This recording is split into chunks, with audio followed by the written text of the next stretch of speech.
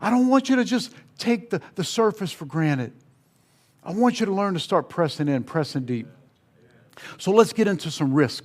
Risk is defined as the potential for losing something of value or facing adverse consequences due to uncertainty. It involves the likelihood of an undesirable event occurring and the impact it might have. That's risk. Have you ever considered that there's a risk in giving generously? You ever considered that there's a risk in giving generously? You see, Matthew 19:21 says, Jesus said to him, if you want to be perfect, go, sell what you have and give to the poor, and you will have treasure in heaven, and come, follow me. That's taking a risk. Now, did that old boy take that risk? We know he didn't. We know he walked away from it. But when you come to the altar with your offerings before the Lord, have you ever felt like your life was in danger? You ever felt like your life was in danger? You ever feel like the risk and you decided, no, I'm not going to give today? I'm going to tell you, whether or not you're feeling risk depends on the depth of what you're giving to the Lord.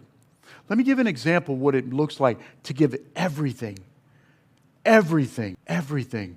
It's John 3:16. That whoever believes in him should not perish. That's the marker of what it means to give everything to the Lord. I want to share real quick.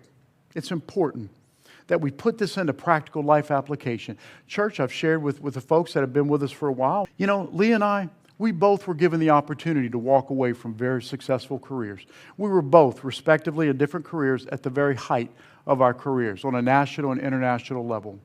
I've shared before that we were making 7 figures a year, all profit, intellectual properties, and we always gave a minimum of 30%. You know what?